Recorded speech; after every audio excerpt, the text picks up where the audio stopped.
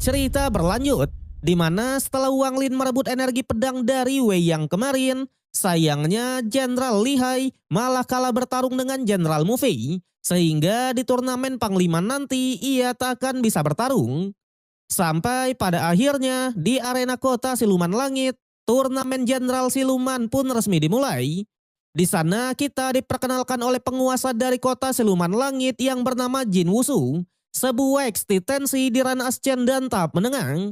Saat itulah Wushu pun resmi memulai turnamen ini dan memanggil 3 wakil panglima andalan. Salah duanya adalah wakil Panglima Suan dan wakil Panglima Huang yang sudah di ranah Ascend dan tahap awal. Di sanalah wakil Huang pun langsung menyinggung karena memang di antara semua orang di sini hanya wakil Suan lah yang bisa naik ke gelar panglima tanpa harus bertarung sama sekali. Statement itu membuat wakil Suan pun cukuplah kesal. Meski begitu, ia pun mengingatkan kalau generasi baru ini tak bisa diremehkan sama sekali. Bahkan posisi dari wakil Huang itu sendiri bisa saja direbut, ya kan? Sedangkan Kaisar Siluman sendiri ternyata adalah sosok yang kita temui kemarin yang disebut sebagai Yang Mulia.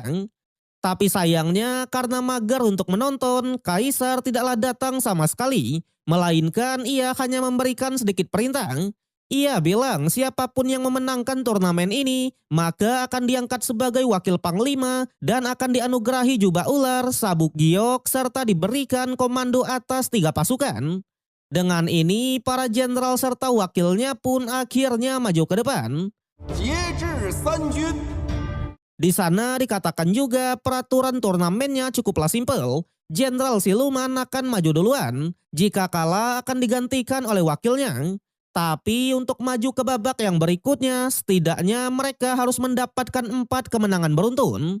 Selain itu, di turnamen ini juga ada aturan yang tidak adil ya lur ya. Di mana siapapun yang membunuh Jenderal Siluman maka akan langsung dihukum mati. Pada akhirnya pertandingan pertama langsung memanggil salah satu jenderal terkuat yaitu Jenderal Xi Xiao. Sontak semua yang melihatnya benar-benar antusias. Bahkan Wang Lin sendiri juga sedikit tertegun. Tapi di saat itu jugalah jenderal lain pun turun tangan dan menantangnya. Jadi jenderal ini bernama Mu Yun, sebuah eksistensi di ranah transformasi tubuh tahap terakhir. Namun wakil Suan yang melihatnya sudah bisa menebak kalau Mu Yun bukanlah tandingan dari Xi Xiao. Dan benar saja, hanya dengan 1 serangan saja, Jenderal Mu Yun langsung dibuat porak-poranda ya lur ya. Kemudian wakilnya lah yang turun tangan. Dia bernama Master Tian Kui dari sektor roh raksasa. Awalnya para penonton yang melihatnya sedikit antusias. Nyatanya teknik dari sektor raksasa juga tak bisa diremehkan sama sekali. Tapi Wang Lin yang melihatnya malah dibuat salpok sendiri. Ia sadar menurut peraturan, seseorang harus menang secara berturut-turut agar bisa maju ke babak yang berikutnya.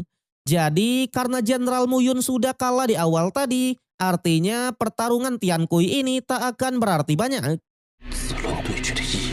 Meski begitu, Master Tian Kui tetap memutuskan untuk melawan dan menunjukkan teknik raksasanya. Namun sayangnya meskipun badannya sangatlah besar, di hadapan dari Xi Xiao, Tian Kui masih bukanlah apa-apa ya lur ya. Bahkan ia malah tak segan-segan melukai musuhnya itu. Di sana Tian Kui yang sadar kalau dirinya akan dalam bahaya langsung memutuskan untuk menyerang. Tapi sayang hal itu tak didengarkan sama sekali. Di sanalah Wang Lin pun sadar kalau turnamen ini benar-benar sangatlah licik. Di mana Jenderal Siluman dilindungi oleh Tita Kaisar. Sedangkan para wakilnya malah bebas dibunuh sesuka hati. Dan oleh sebab itulah ia pun menyimpulkan kalau ini bukanlah sebuah turnamen, melainkan adalah permainan pembantaian untuk para Jenderal Siluman ya lur ya. Dan benar saja Jenderal Xi Xiao dengan cepat menghabisi pria tersebut. Setelah itu Xi Xiao langsung menantang Jenderal Li Hai untuk bertarung. Ia bilang dendam di masa lalu harus diselesaikan di arena ini. Sayangnya karena Jenderal Li Hai sudah kalah dengan Mu Fei kemarin, ia tak bisa naik ke arenanya. Namun bukannya diam, si Xiao malah menantang Wang Lin sebagai wakilnya saja, ya kan? Tapi sayang dengan sigmanya, King Wang Lin hanya bilang pertarungan tanpa membunuh, ia tak tertarik sama sekali ya lor ya, wede. 王某不感兴趣。 Statement itu tentu saja mengejutkan semua orang. Namun pada akhirnya Wu Yu lah yang mengatakan kalau di babak ini si Xiao sudah tak bisa menantang lagi. 不可挑战他人。 Tapi meskipun begitu, Wu Yu malah menyuruh Wang Lin untuk maju ke arenanya. Dalam sekejap, wakil Suan lah yang kali ini antusias. Ia bilang entah kenapa ia yakin kalau Wang Lin bisa menembus ketiga besar. Bahkan gelar juara bisa saja didapatkannya. Tapi wakil Huang yang melihat Wang Lin hanya di ranah transformasi tubuh tahap sempurna sedikit meremehkannya. Di momen itulah karena sudah teramat yakin ya lur ya, wakil Suan sampai mengajaknya untuk taruhan. Ia bilang jika Wang Lin tidak juara, maka bendera tanda langitnya akan diserahkan kepada wakil Huang. Sebaliknya, jika Wang Lin lah yang menjadi juara, maka wakil Huang harus menyerahkan pil esensi langit dan bumi. 你的玄黄丹， Sudah jelas, tanpa berpikir lagi, wakil Huang pun menyetujui.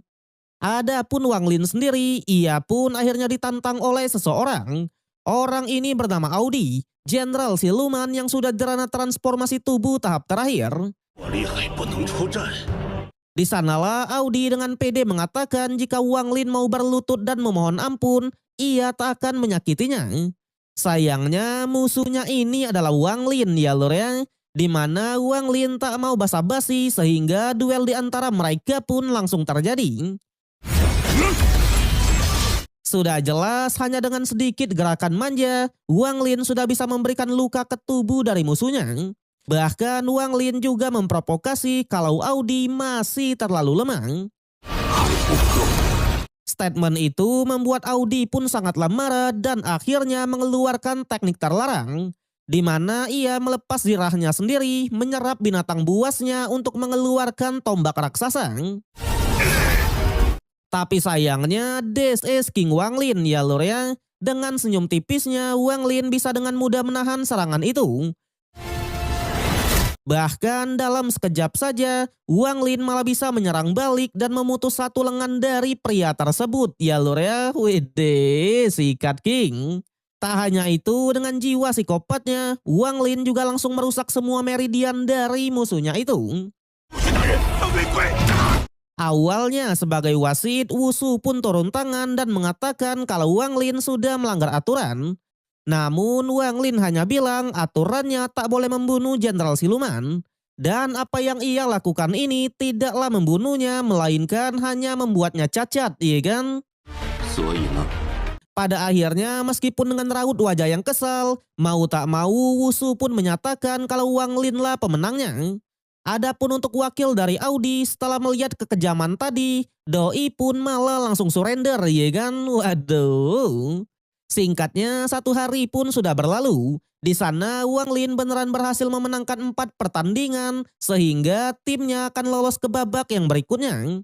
胜者莫厉害。 Saat itulah Jenderal Li Hai pun menyuruh agar Wang Lin istirahat. Adapun untuk Wusu itu sendiri, ia bilang jika Wang Lin sudah diakui oleh kaisar nanti, Wusu tak akan berani menekannya lagi.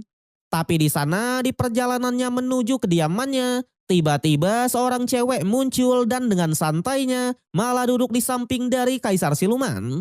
Di sanalah Wang Lin sadar kalau cewek ini adalah roh pedang kaisar. 地剑交还。 Alhasil dengan cepat ia pun langsung bergegas pergi. Namun roh pedang kaisar yang sadar akan keberadaannya awalnya mencoba untuk mengejar. Di momen itulah karena Xinglu juga menawarkan diri untuk melawannya, Wang Lin tak keberatan sama sekali dan menugaskan Xinglu dalam masalah ini. 都是个法子。 Tapi layaknya pria yang mesum ketika melihat cewek cantik dan cewek itu juga merupakan roh pedang seperti dirinya, Xinglu malah terpesona ya lur ya. Bahkan ia langsung menggoda dan mendekatinya. 别呀、Tak hanya itu, ketika dipukul, Xinglu malah tak menghindar sama sekali. Melainkan ia memang sengaja menerima pukulan itu agar bisa mencium tangan dari ceweknya, ya kan? Waduh. Dengan ini, roh pedang kaisar layang ketakutan dan melarikan diri. Adapun Xinglo sendiri, awalnya karena sudah cinta pada pandangan pertama, ia mencoba untuk mengejar. Sayangnya, Wang Lin malah menangkapnya dan membawanya kembali lagi. Di sanalah Xinglo pun langsung yeping terus-terusan dan menuduh kalau Wang Lin sudah menghalangi jalan cintanya.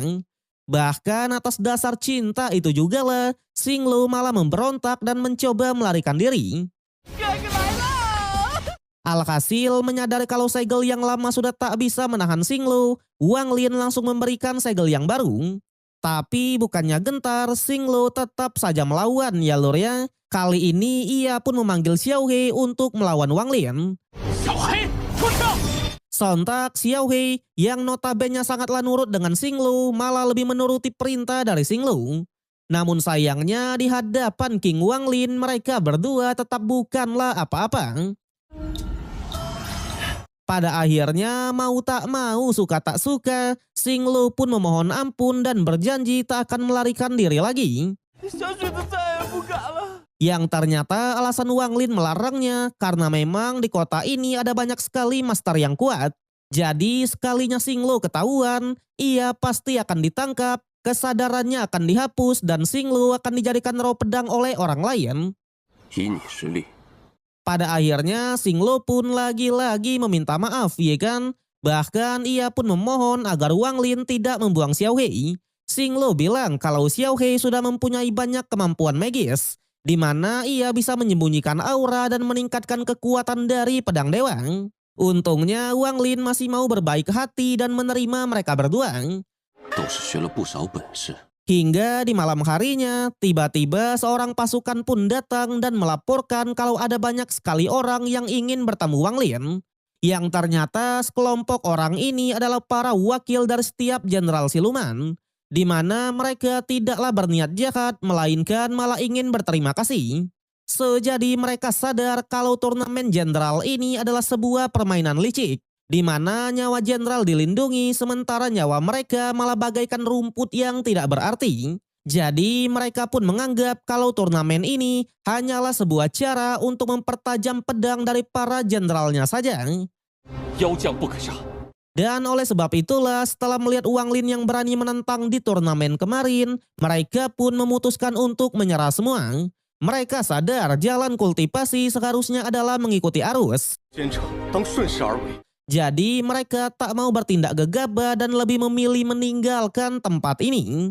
Jadi kesimpulannya mereka datang ini hanya untuk berterima kasih sekaligus berpamitan ya lur ya. Wang Lin yang mendengarnya langsung menyadari dengan situasi saat ini nyawanya bisa saja dalam bahaya. Bahkan ngomong-ngomong soal mengikuti arus, Wang Lin malah sempat berpikir kalau yang dipilih oleh rombongan tadi adalah cara yang benar. 将我置于死地。 Pada akhirnya demi menenangkan diri, Wang Lin lagi-lagi berkeliling kota. Di momen itu, ia lagi-lagi bertemu dengan seseorang yang menawarinya sebuah anggur. Tapi bedanya untuk yang kali ini, Wang Lin malah menerimanya dan mereka pun minum bersama. Didukung juga oleh musik dari kecapi, mereka pun menikmati malam yang indah.